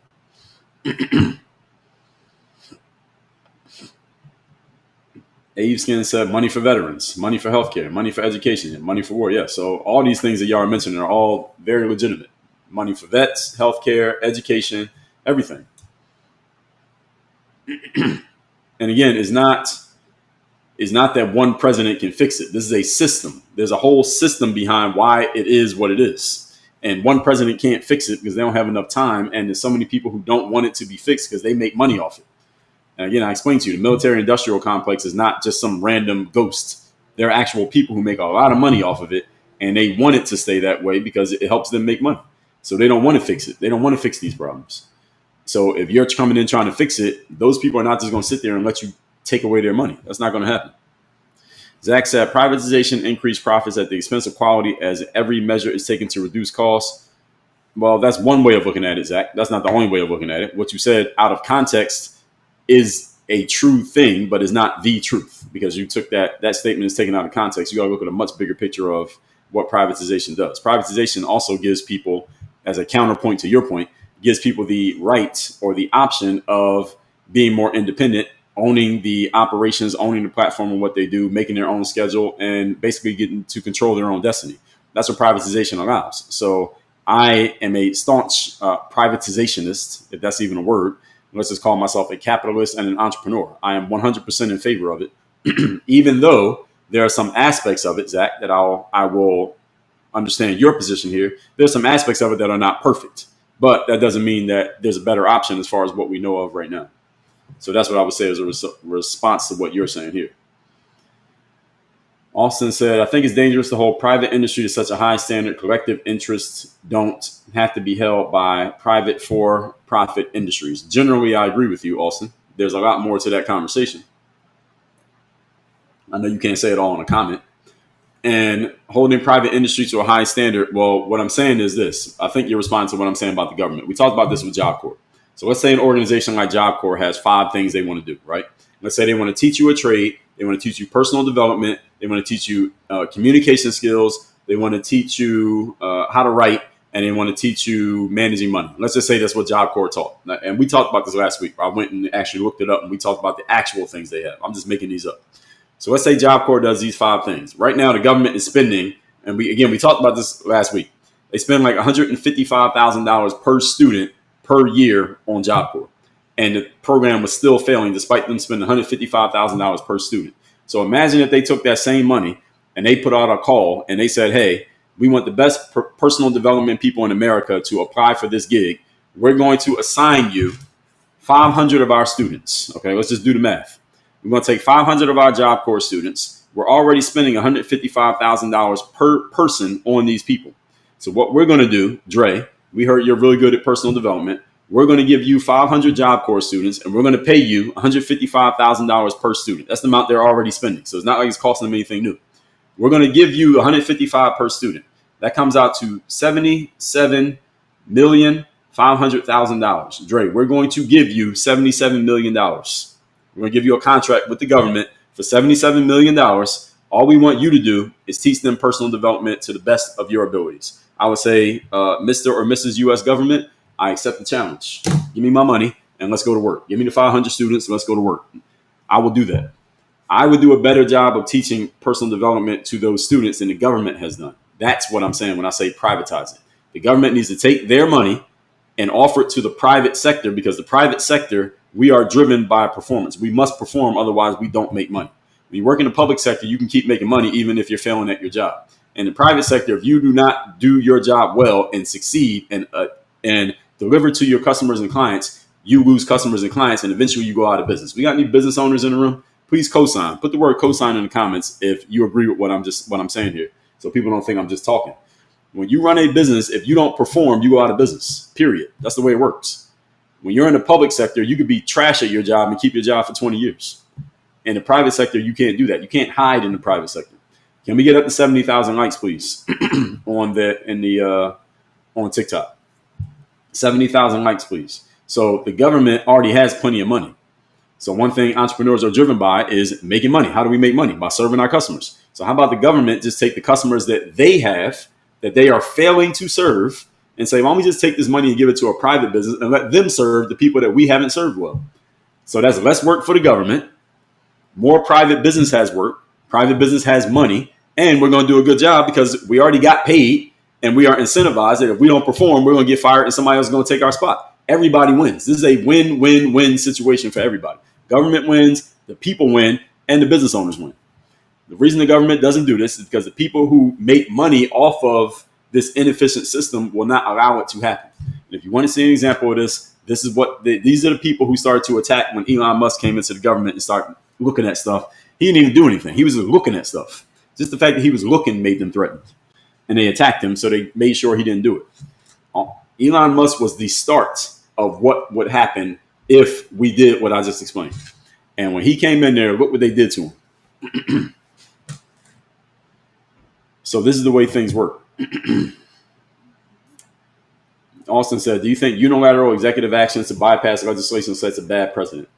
Well, it's a false question because that's not what just happened. He didn't have to bypass legislation. That unilateral executive action was initiated back 20 years ago and first executed by George W. Bush.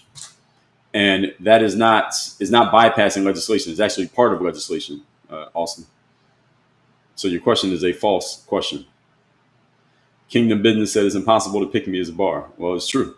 I cannot be picked. I cannot be picked by a business. I cannot be picked by a person, a race. I cannot be picked by a female. I can't be picked by anybody. Nobody can pick me.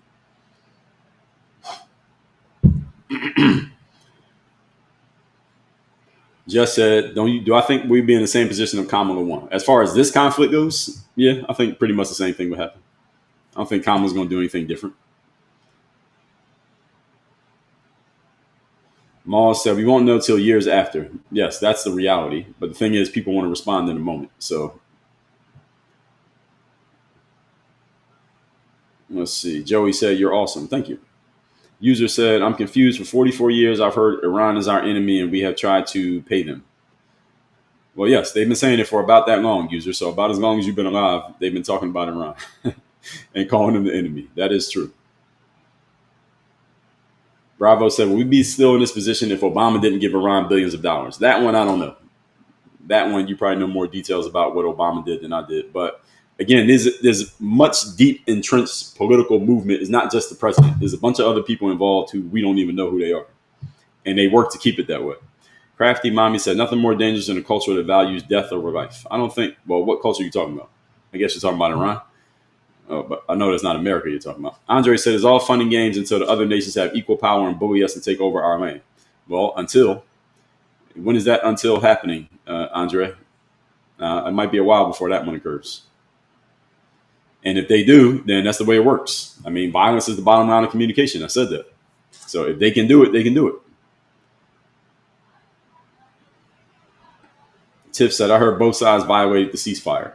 Cannot confirm. I cannot confirm. Frederick said, do you agree Charlie Kirk stating Juneteenth should not be a holiday?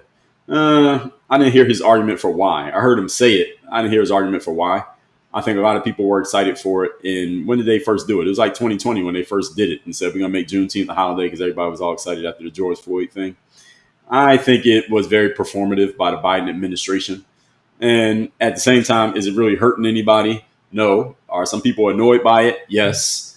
Do most people enjoy the day off? I think so. So generally, I'm indifferent. I didn't take the day off. Last week was Juneteenth, right? I was live streaming last week, so I didn't take the day off. But if people get the day off, generally I don't care. Only thing I don't like is that the banks don't work that day, so money transfers get delayed. Other than that, I really don't care. What Heck said, wanting Trump to fail is not good for our country. We need to work together. Generally, yes. Stats Mua said, you don't think Iran and their allies aren't going to do anything? They're going to do something. The question is, what are they going to do? One thing they might do is come to the negotiating table. Another thing they might do is try to attack somebody else or use somebody else to do something to us. They might do something. So, yes, I think they're going to do something. The question is, what is that something? Rich said, you're a Trump supporter. You're asking that as a question? No. When you say Trump supporter, I think you mean, am I like MAGA? I'm on the Trump side. I am a supporter of whoever the president is. So I'm a supporter of Trump because he's the president. I don't think you mean it that way. I was a supporter of Biden when he was president. I was a supporter of Trump before that and a supporter of Obama when he was president, Bush before that, and Clinton before that. I'm a supporter of whoever the president is because I'm a citizen of the United States of America. So I support whoever's in charge because if they fail, then that hurts everybody. Now, as far as political leanings, I have none. I have no political affiliation. I'm not on the left. I'm not on the right. I'm not Democrat. I'm not Republican. I'm not MAGA. And I've never been paid by a political party to say or do anything. And if I have been paid, please tell me where the money got sent because I did not receive it. So I'm independent. I'm really independent. Now, a bunch of people who are on the political left start claiming independent after Kamala lost. They're liars and fake. I'm not one of them. I never had a political affiliation. Tiff said, I'm tired of people not knowing the facts about needing approval. Go look at the past presidents. Yes, exactly. That started under George W. Bush. Matt said he's definitely a Trump supporter. Now, why do people try to come on here and claim that I'm a Trump supporter? And even if and you said definitely is anyway. People try to say that you're a Trump supporter as a way of discrediting you. That's what people try to do. They try to say you're a Trump supporter, and then because they can put you in that box, or you're a Trump supporter, then it gives them intellectual license to cancel out anything that you say. Well, you're a Trump supporter, so I don't have to listen to anything you say. It's an intellectual license to basically disregard anything that you don't like hearing. That's a sign of immaturity and a sign of a lack of critical thinking skills. Even if I was a Biden supporter, does that mean you're not going to listen to anything I say or you're going to accept everything I say as truth because I like the person that you like? Or if I'm a Trump supporter, that means anything I say, you're going to disregard it just because. But I'm not a supporter of anybody. So now what? So now I'm putting you in a tough position where you have to actually think and consider what I'm saying just on the basis of what I said, not on the basis of if you like me or dislike me, or if we're on the same side of anything, politically speaking, because I'm not on a side politically. I'm just offering you what I see and my theories about it. So now you got to think. And that's the one thing most people don't want to be challenged to do. That's why some of you are trying to put me in a box one way or another so that you don't have to think. Deanna said they support Iran's allies have, for them, is more symbolic. They won't do anything. Yeah, we'll see. Indiana said the war is between Iran and Israel. Now, that is true. That one I agree with. David said, I love your no-nonsense approach to these issues. Well, thank you. Just said, answered that one already. Yeah, the foreign policy, I mean, America is America. It really doesn't matter who the president is on these type of things. I don't think so.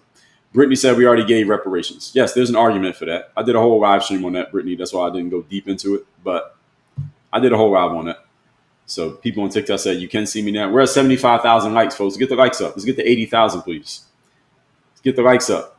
Mama said, your comments are about 30 minutes behind. Well, I always read the comments from the top. By the way, those of you who are watching me for the first time, on the comments, I go all the way to the top, and then I just start reading them from the top. So any of you who's leaving a comment right now, I didn't catch up to it yet. That's why I'm not reading your comment as they come in. Maybe when I get to the end, I can catch up to in-the-moment comments. But I'm always reading the comments from oldest to newest.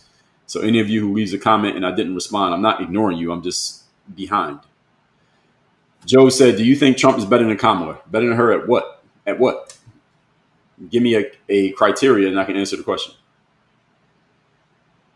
I think Trump is better at running an election, a campaign than Kamala, which is why it's proven by the fact that he won. Richard said Trump should get the Nobel Peace Prize. It wouldn't be wrong if he got it. I mean, they give it to all the other presidents for different reasons. They might as well give him one. They're not going to give it to him, but he should get one. Fair enough. He's not going to get it, though. So all you asking about the comments. No, my comments are not lagging. It's just so many comments. I'm trying to read people's comments that I can see. I'm trying to read everybody's comment, at least the ones that I want to respond to. So Kingdom said Eisenhower warned us. Yes, he did. Military industrial complex. Yes, he did.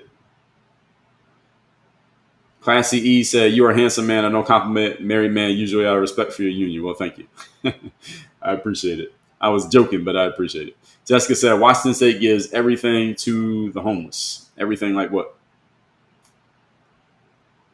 Jessica said, some people refuse help and choose to be homeless. Is that true in the state of Washington? So if I live in Washington, I'm homeless. They'll give me housing. They'll give me clothes and food, clothing, shelter. Is this true? Can anybody verify this? Is that what you're saying, Jessica? Tiff said, they sure do make a ton. It's sickening. Oh, yeah, they do. Gina said, the people who make money off our broken system, they're the loudest complaining. Yes, because they want to keep making money. I mean, they're incentivized to keep making money, so they want to keep the system as it is. Nash said, the vast majority of the chronically homeless choose to be so. So I'm getting another person saying this. So where is it that people are just offered food, clothing, shelter? I'm looking for all three, not just housing, but food, clothing, shelter. Is there somewhere in America you can just get food, clothing, shelter and give nothing up in exchange? I mean, other than your autonomy, but food, clothing, shelter? I didn't know this to be true. Nash said they refuse to live under rules when given shelter. Okay. That part I can understand. Tap the screen, folks. Can we get to 80,000 likes? Can we get to 100K by within the next 9 minutes? By 9:40, we want to be at 100,000 likes, folks. Get the likes up. We're at 80,000. Pro Grass Toucher said, I feel like I've seen you somewhere before. Maybe you have. I've been online for a long time, so maybe you saw me. Maul said 155K per student. Yes, this is actual backed up data. We looked at last week when I talked about Job Corps. That is an actual number.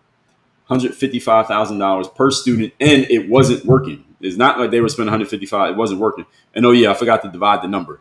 Is for each is 155 total. So I would have had to divide my number up by category. So my number wouldn't actually be 78, whatever number I gave you, 77 million. It would actually be divided by 5 because it's 5 categories. So actually the number the government would give me is 15.5 million. So I would get 15. Then the other 4 people, they would each get 15. And then each of us would take our category and we would do our job and we would serve those students. So I would get 1/5.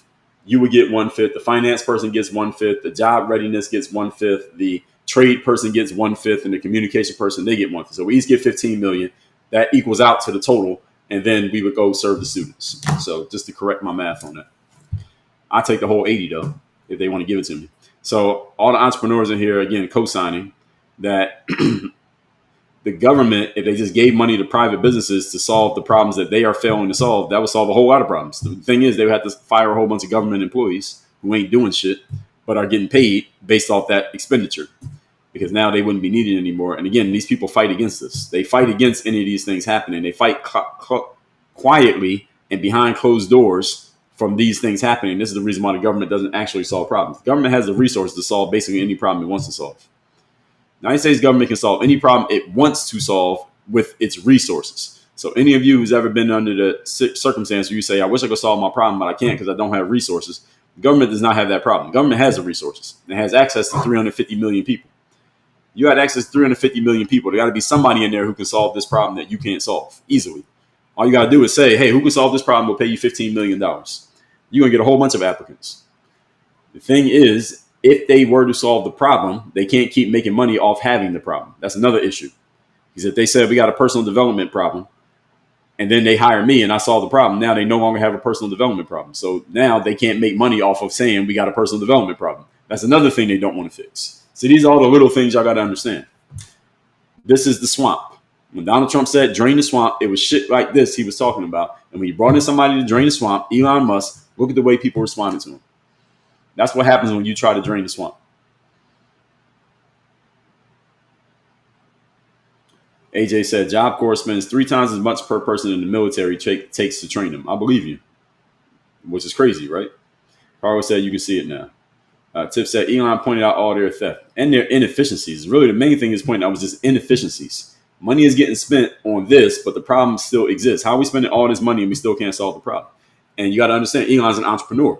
So his whole thing is, if we spend money, we got to get a tangible, measurable result from spending this money. And he's looking at the government and saying, we're spending money and getting no results. How is this possible? And he started fixing it. And people said, whoa, whoa, whoa, don't fix these problems. That's my paycheck right there. All right, that's my kid's trust fund right there. Don't fix these problems. Get out of here. And they couldn't say that because then they would expose themselves. So they had to find something that sounded good as a reason to boot him out. And they essentially chased him out of there. That was the whole situation. Progress at 2021 was Juneteenth. Yeah, I remember it was right after Biden. Tam said Juneteenth isn't about American values. Well, there's an argument that it is, but I understand what you're saying, Tim. Juneteenth was not made for American values. It was made to throw a bone to black people who were complaining about just the black plight in America after the George Floyd situation. That's the reason why the thing got made into a holiday. That's the reason. Everybody knows that. Regardless of what color you are or what side you're on, everybody knows that's why it happened. But Juneteenth always existed. I knew what Juneteenth was when I was in elementary school. I had teachers who told us about Juneteenth back then. A lot of people didn't know that it even was a thing. Even black people didn't know it was a thing. I always knew it was a thing, but it wasn't a holiday. And it was always on the calendar. It just wasn't a holiday. It became a holiday in 2021, as Progress said. Maul said, I feel like freedom is an American value. I agree. It is. Ruby said, Juneteenth does more to divide than to unite, similar to BLM. Well, Ruby, I don't think Juneteenth does anything. What does it actually do? Juneteenth was last week. What happened? Nothing happened. Everybody just got a day off. It didn't do anything. It's just there. BLM is different. I wouldn't compare Juneteenth to BLM. BLM is much worse than Juneteenth, and BLM did a lot more to screw black people than it did to do anything to white people. Just to be honest, Ruby, looks like you're white. They did a whole lot more to screw black people because black people got all excited about it, and their movement was called Black Lives Matter, and they only got excited when they could blame a white person. They hoodwinked black people much more than they bothered white people. Trust me. Progress, you a centrist or no affiliation? I don't know. Define what a centrist is. If you could define it, then I could tell you if I am one. Andy said, teaching kids that we are a two-party system is harmful. Well, Andy, we actually are a two-party system. So, I mean, it could be harmful, but doesn't mean it's not true. It is true. Maul said, you seem centrist leaning slightly right. Well, I do have some views that most people would say would be quote unquote conservative.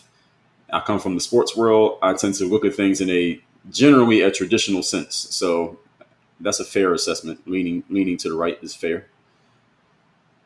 But I'm not on any political side.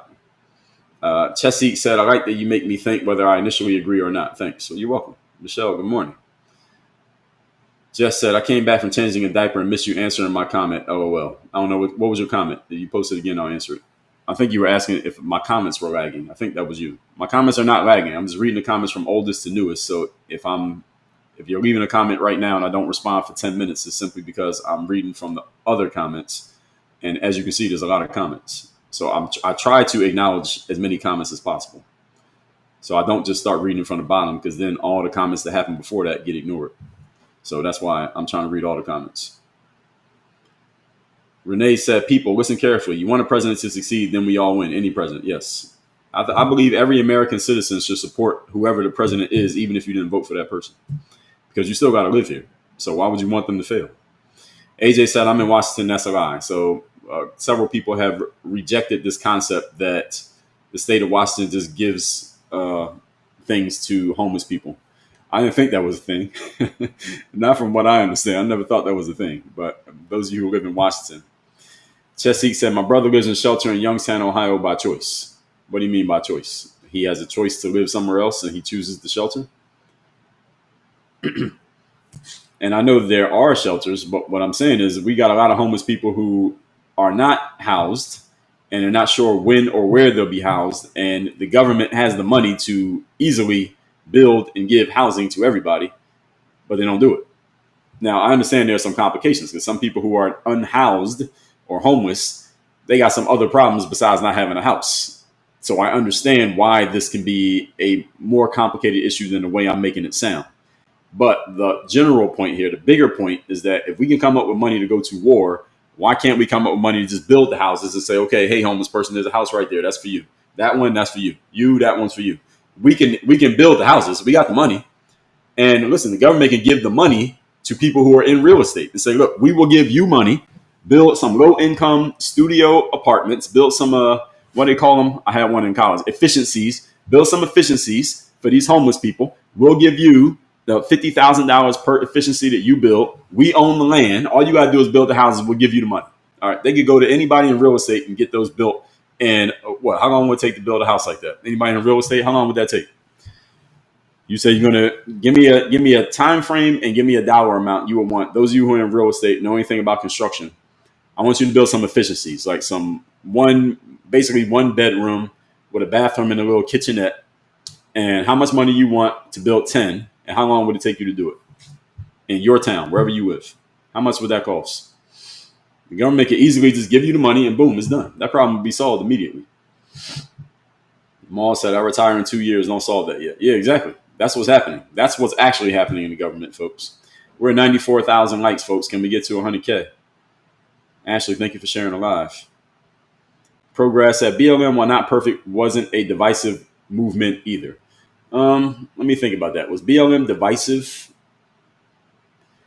In some ways, there were some divisive tactics that BLM used, but generally I would agree. It wasn't actually divisive. It was the concept was divisive. It wasn't BLM itself that was divisive. The concept was divisive because the concept pit black people against white people. That's what the optics of BLM was black against white. That's what it was perceived as. Now, was it trying to do that? I don't think so. But is that how it was perceived? The answer is yes. And most of the money BLM took in, they sent it to the LGBTQ, by the way, for those of you who don't know that. It didn't go to black people. BLM took in a lot of money in 2020. Do you see a single BLM community center? You see a single BLM housing project? No, you don't see any of that. You see a program that BLM sponsors that helps black people like George Floyd from being on pharmaceuticals or being unhoused? Or do you see any of that? You see a job training program for black people sponsored by BLM? No, because they took all their money and they gave it to something other than black people. That's why BLM was a scam. Not because of the black versus white angle. Because they took the money ostensibly to help black people and they gave the money to something that wasn't black people. It was a scam. By definition, it was a scam. So Seek said, yes, he does. He inherited $80K and after he blew it all, he went back. Oh, yeah, that is crazy. Indiana said, if government gives away houses, what is the incentive to work? Won't we become socialists? Okay, fair argument. That's a fair argument. I think you got to give away the houses with an asterisk. Like, okay, we're going to put you in a house so now you can take a bath and get a good night's sleep, but you got 6 months to get a job. It got to be something like that. That's the way I would do it. Thank you for the community crown, AFF, with the flag. Patricia Cuozo. Thank you for the community crown. You got the community crown in the gift gallery. Thank you. Strategic said the government gave money to build houses. Wouldn't it stimulate the economy? So we got two different questions on the exact same thing. So one person said it would create socialism. Another person said it would stimulate the economy. Actually, I think it could do both if they do it right. And what the government needs to do is not make the rules themselves. That's where they mess up. What the government needs to do is get to a bunch of private people and say, hey, what do you think we can do? How can we best set this up to where we take all these homeless people? Let's take these 1,000 homeless people in Miami. We're going to put them in housing. How do we incentivize them to go get a job now that they have a house? How much time do we give them? What kind of job they got to get? What are the parameters? And how do we make sure they become self-sufficient after that 6 months or after that 18 months? How do we make sure they're self-sufficient? See, if the government tries to do that, they're going to fail because they've tried it and they've already failed. They've been failing for 80 years of this. Instead, they should go to private people and say, here are the smartest people we can gather in Miami. Well, how do we solve this problem? And we're paying you all to solve the problem. I guarantee you put 15 entrepreneurs in a room to solve that problem. They will solve the fucking problem. Within 30 days, they'll have a solution, and it will be a great solution. And if they pay them, of course. Now, if you ask people to donate their time, that's a different story. But if you're paying me to solve the problem, I'll solve the problem, especially if it's in my wheelhouse of expertise. America has 350 million people. We got a whole bunch of really smart people that can solve problems. Why is the government trying to solve everything on its own? It's a really good question. People who are smart and they're incentivized to make money. So again, Indiana said, instead of giving housing, how about training for jobs? Well, that's what Job Corps is. Indiana Homegirl. That's the whole point of Job Corps, is to train people for jobs. The problem is Job Corps spends $155,000 per student, and they still were failing to train people for jobs because it was a inefficient program. Government is inefficient and ineffective when they try to solve problems. They just need to take the money, give it to people who are really good at solving problems, and they solve the problem. But they don't want to do that because the people who would make money in the process of the government owning the problem, they would lose their jobs. That's the swamp. So when Donald Trump said, drain the swamp, these are the people he was trying to get rid of. They won't let him get rid of them. That's the issue. James said, I didn't know that. Well, good. I'm glad you're here. Renee said, government does give money for marginalized people to build 4 to 6 months to build. Unfortunately, loans go into default. Yeah, well, it depends on how they set it up. They just have to set it up the right way. And again, this is why Trump brought Elon to D.C. and said, Elon, you're an entrepreneur. Bring your innovative entrepreneurial mind and solve this problem. And as soon as Elon tried to start solving problems, look what they did. Look what happened. That's what happens when you try to bring innovation and entrepreneurship into a bureaucracy. It does not work. It's oil and water. Jenna says, Section 8 provides housing here. Well, Section 8 provides housing everywhere, Jenna. The issue is, again, how do you make people more self-sufficient? How do you make the program actually make people more competent and more highly contributing members of society? That's an entrepreneurial issue. That's not a governmental issue. When the government tries to solve entrepreneurial problems, they fuck it up. Again, they've been fucking it up for 60 years. This is not a new problem. Maul said, here's a house, you got a year. Yes, that's kind of what you do. Here's a house, you have a year, and here's what you got to do. You got to show up to this Job Corps programming. You got to do 3 hours of coaching a day. You get 1 hour with Dre, who's going to teach personal development. You get 1 hour with the person who's going to do finance. You get 1 hour with the trades person. And then on the next day of the week, on Tuesdays and Thursdays, you get 1 hour with the communications person, and you get 1 hour with the whatever other person, with the civics person, whatever it is. And that it's like going to school. It's like college. And you got 6 months of this. And after 6 months, you'll be good enough to go get a job, make enough money to actually pay rent in this house. We're going to give it to you free for 6 months. But after 6 months, the rent is $1,000 a month. You got to go get a job to where you're making $1,000 a month. And then you got enough money to pay for your food and your clothing, and you're good. And you can keep living in this house as long as you maintain a job, as long as you pay rent, as long as you don't end up in the incarceration system. You do that, you're good. And we're going to train you on how to become this person for the next 6 months. You just got to go to school and go to class, and you're going to be taught by entrepreneurs from America who we have already paid to teach you. So they're incentivized to help you, because if too many of you go through their program and don't succeed, they get fired. So they're incentivized to make sure that you succeed. How could this possibly fail? How could that program possibly fail? Joe said, you want to sell the private sector, the homelessness problem? Yes, Joey. Yes. That's exactly what I want to do. Maul says 6 months to find one, 6 months to get a place is more than fair. They don't even say, we'll give you the house right now. I'll give you the house in 6 minutes. You got 6 months to get a job. And I'm going to teach you how to get a job. Not like I'm going to just throw you in the house and say, all right, go up. No, I'm going to teach you how to do it. You just got to go to class. And by the way, to keep your house, you got to go to class. If you don't show up to class, you lose your house. You got to go back on the streets. That's the way you make the program. You make it really strict, and this is not a negotiation. All right, this is what it is. If you don't want this, go live on the street. And you can live in the train station, and you can die there if you want to. But if you want to do something with your life, here's how you do it. Strategic said, right, Joy, government home is housing, but we need entrepreneurs to solve it and stimulate, but won't do. Yes, exactly. That's how it would work. And there are plenty of entrepreneurs who could easily solve this problem. Like they said, Dre, you be the personal development guy. I could easily help 1 million people. The government provides me the 1 million people and they have to come and listen to me. Then, of course, I can solve that problem very easily. And the government's going to pay me. Because, see, it's one thing if I'm doing it and I'm donating my time. The problem is with me donating my time is that now I can't focus on what makes me money. And I need to make money. I'm an entrepreneur. I have a mandate to make money. So if the government pays me, they solve the money problem and I can solve their personal development problem. Everybody wins. Tiff said training needs to be there for the homeless who want the help. Yes, I agree. You're right. The training does need to be there. And the training should be coming from entrepreneurs who have already proven that they know how to do the training. And there are thousands of them in America right now doing it and making money doing it. All the government has to do is say, hey, we'll pay you money. Do it for us. And why not? We'll pay you money. You're already making money. How much you making right now? All right, we'll give you double that to do it for us. All right, so it's just another client for me. All right, I got another client. I got 500 new clients. Courtesy of the government. They already paid me. All I got to do is help them get their shit together. That's a win-win for everybody. So Jiminy said the government lets people solve problems. People realize they don't need government. Well, here's where the government comes in, Jiminy, is that the government is providing the money.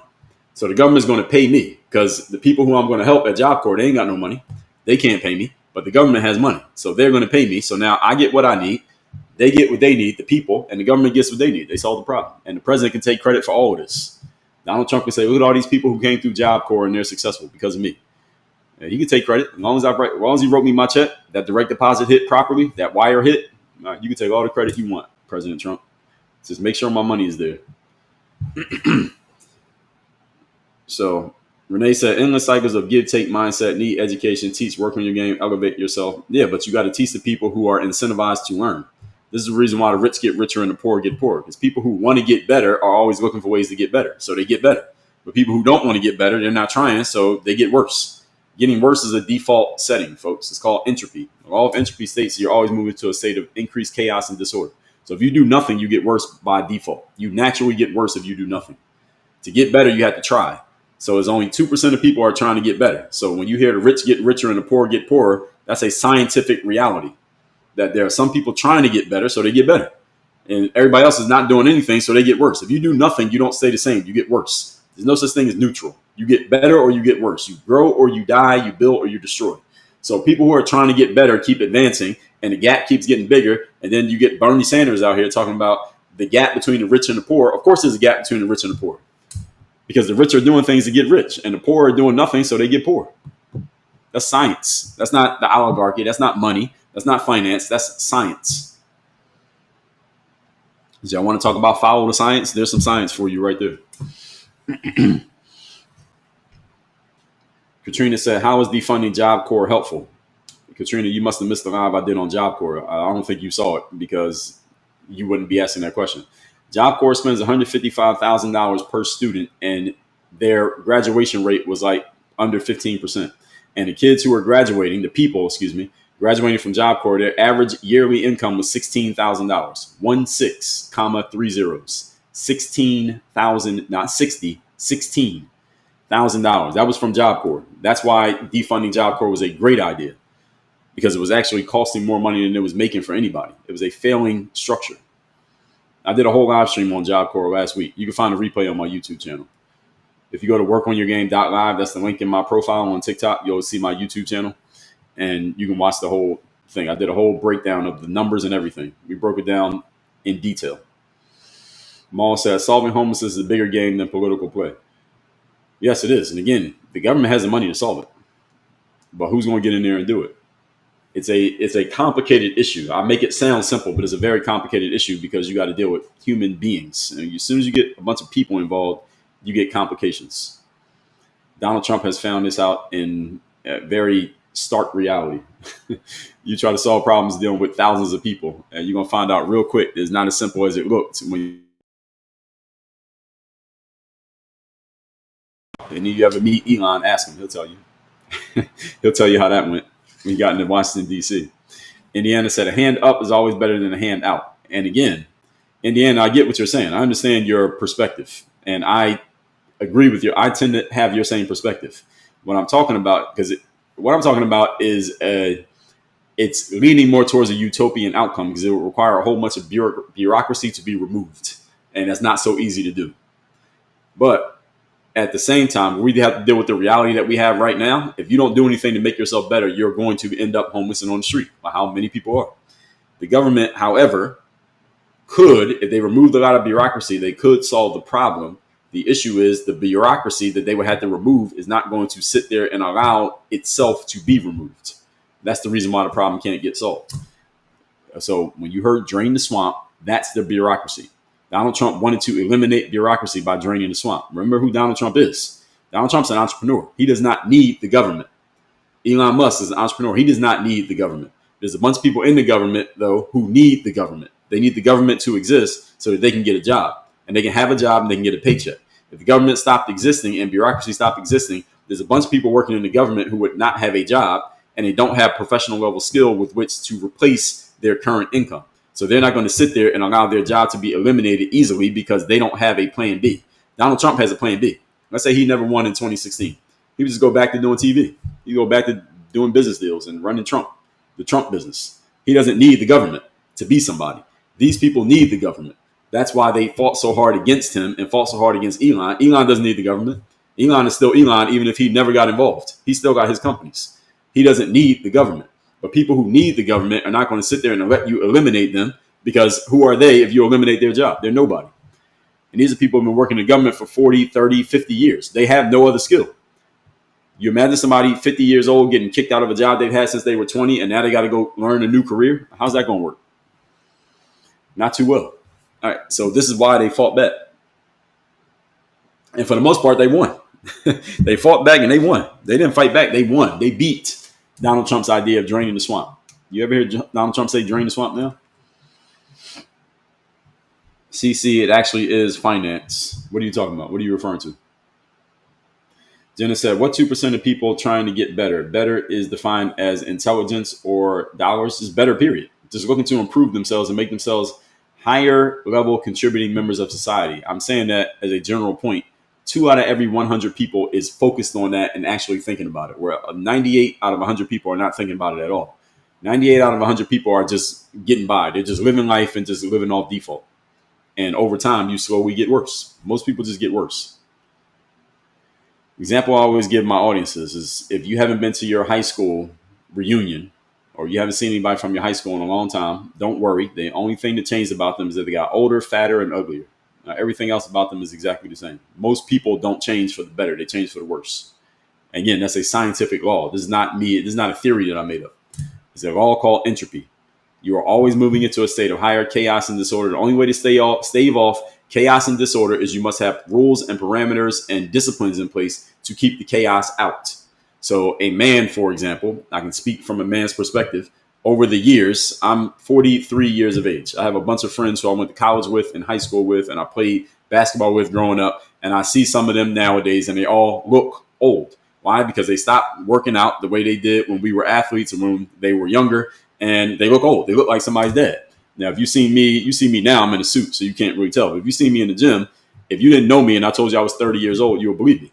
Now, why is that? That's because I never stopped working out. So and I'm not saying that to impress you, but to impress upon you that the rules, strategies, and parameters and the disciplines I have when it comes to taking care of my body have staved off the natural decline that happens to a man's body, which is a man tends to get fatter and he tends to have a beer belly and he tends to just not look as good and he looks older because his body looks old because he stopped working out. If you don't do anything, that's what happens to your body. Ladies, you can probably co-sign this as well. A woman's body is different, but it pretty much happens the same way, especially if you have kids. So for a man, since we don't have children, we don't have that devastation happen to our bodies the way women do, we can keep ourselves in pretty great shape well into later years if we keep up the parameters and the rules. But if you don't keep them up, then it's very hard to get it back. So again, I have friends who are in their 40s and they look like they're in their 40s because they stopped working out. And if you don't do anything, you get worse. Everybody understand that? That's the law of entropy. You do nothing, you get worse. That's not a theory, that's a reality. Katrina said, then why not fix it? Because they trash program, Katrina. They don't fix Job Corps because it's a shit program run by the government. Anything run by the government is done terribly. Can you name one thing the government does effectively and efficiently outside of Department of Defense? There is nothing.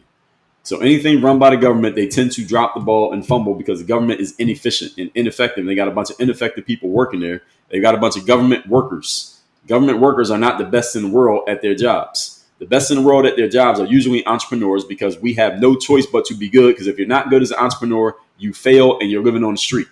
If you're not good as a government worker, you keep your job and keep getting paid. In the profession, in the entrepreneurial world, you must perform or otherwise you lose, and you lose in a serious way. We have to perform. The best performers in America are entrepreneurs. No disrespect for those of you who are not entrepreneurs, but we must perform. It's a mandate.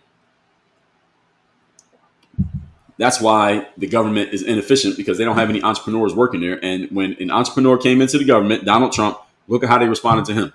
He went and got another entrepreneur to come with him to help him, Elon Musk. Look what they did to him. That's how bureaucracies treat entrepreneurs. Y'all understand this?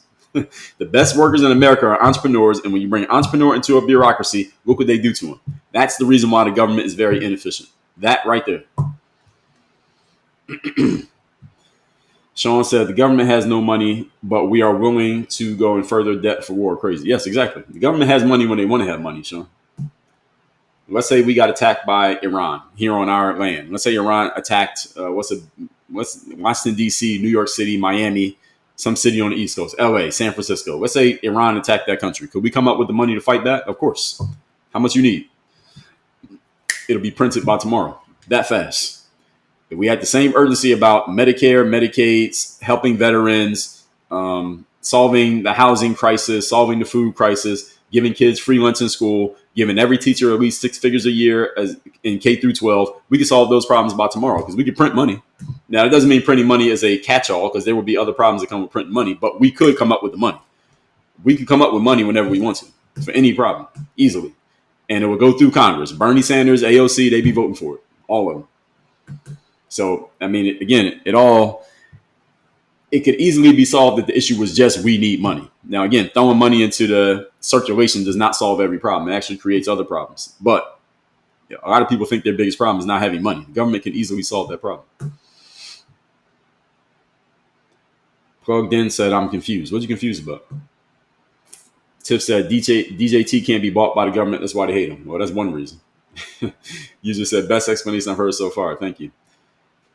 Non-housewife life said, I had to break it to you, but 30 is young. Let's have this conversation when you are 50. Well, I'm 43 years of age. I'm not 30. I'm 43 years of age. So I'm closer to 50 than I am 30.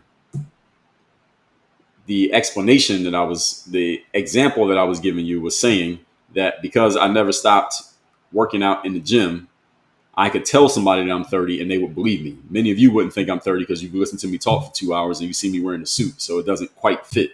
But if you saw me in the gym and I wasn't talking, you just saw me working out, you would say, okay, that guy does look like he's about 30. So for you all, it wouldn't count because you see me in this setting. But if you never seen me in this setting, then you would believe it.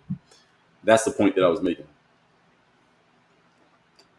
Progress said, can you explain the mistreatment of entrepreneurs by government because Trump is president? What do you mean mistreatment? What mistreatment are you talking about? You just said, what's my thoughts on the money that went to Ukraine? I was not a fan of that.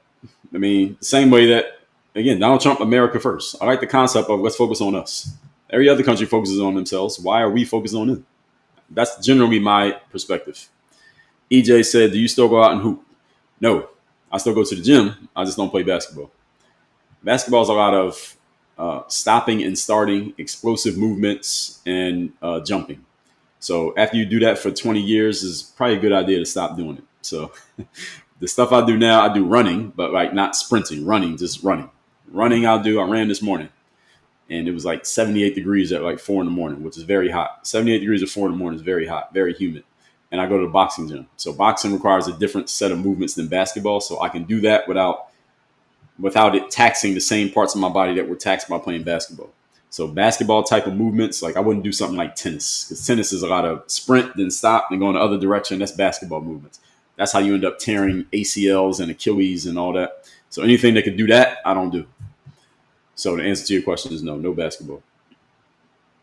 Pro said, you look how government treats entrepreneurs. I'm talking about the entrepreneurs who he brought into the system. I'm using a myopic example of Donald Trump himself and Elon Musk. That's what I'm talking about.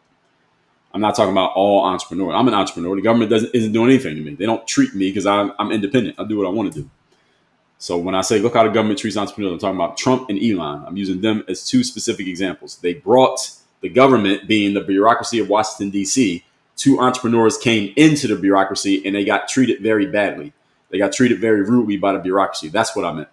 Not they're treating every entrepreneur, some entrepreneur in Omaha, Nebraska. That's not what I'm talking about. Strategic Brand said basketball wears on the knees. Yeah, it's the knees, but it's knees in a different way. Like I still run. Like I run 2 marathons. I run 10K races. I run half marathons. I just ran this morning, several miles this morning. That wears on the knees, but it's different. What hurts the knees in basketball is when you go full speed in one direction, stop, and then go the other direction. That force on the knee, that's what beats up your knees. So I don't do that anymore, but I can run all day. And running is on the knees, but it's just steady state going in one straight line. Is when you have to stop and start, and then when you got to jump and land, that stuff beats up the knees more than actual running. That's what I learned after I stopped playing basketball. Black Scorpio said, workout keeps you looking young, eating right. Yes, well, they all actually help each other. Jenna said, me walking at 78 degrees AM thinking is amazing beats 110. Yeah, well, it's a different type of heat. Where you live, Jenna?